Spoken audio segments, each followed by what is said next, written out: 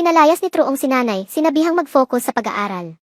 Ngunit lalo lang naging desidido si Nalin, nangako siyang magsisikap, makapasok sa universidad, at balang araw ay mapabagsak siya. Hindi siya nakarating sa universidad, pero hindi rin siya tumigil sa paghabol sa kanya.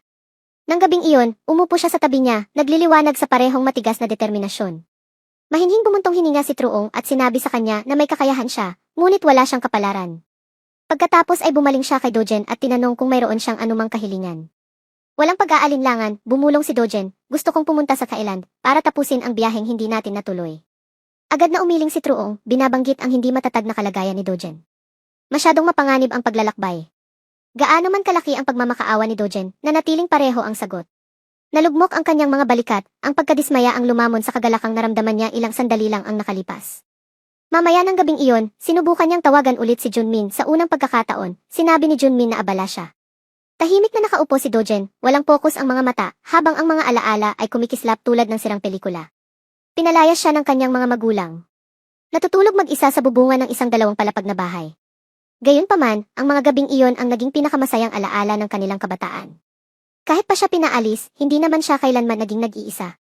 Tuwing gabi, nagtitipon ang 4 na lalaki sa ilalim ng malabong ilaw sa bubong, tumatawa, nagtatalo, nagpapatahan, at nagpapagaling sa isa't isa sa kanilang sariling magulong paraan.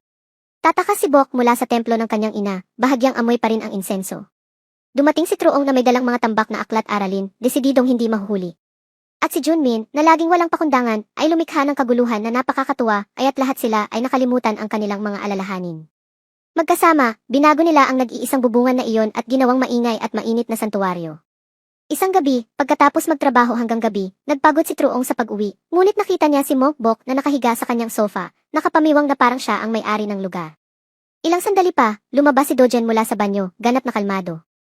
Hindi sila dumating ng may pahintulot, pero dumating silang may layunin. Ang tatlo ay naupo at nag-usap tungkol sa lahat at wala hanggang sa bumalik ang usapan sa parehong pagkasabik na bumabagabag sa kanila sa loob ng 10 taon. Nanginginig ang boses ni Dojen habang sinasabi niya ang tungkol sa kanyang nasirang kabataan, ang gamot, ang pagkalito, ang mga panaginip na halos hindi na niya maalala, at ang biyaheng hindi natuloy. Ngayong gumagaling na ako, bulong niya, kumikinang ang mga mata, hindi ba pwedeng pumunta tayo kahit ilang araw lang? Puno ng katahimikan ang silid. Pagkatapos, dahan-dahan at nag-aatubiling tumango si Truong. Nagpalakpakan si Bok. Kung gagawin natin ito sa lumang paraan. Tayo na naman ang pinakatangang lalaki sa Korea. Kinabukasan mismo, sumiklab ang kaguluhan. Direktang pumasok si Truong sa opisina ng kanyang boss at humiling ng bakasyon bago pa man magsimula ang sesyon ng pambansang asembleya. Ibahagi ang iyong mga saloobin sa mga komento.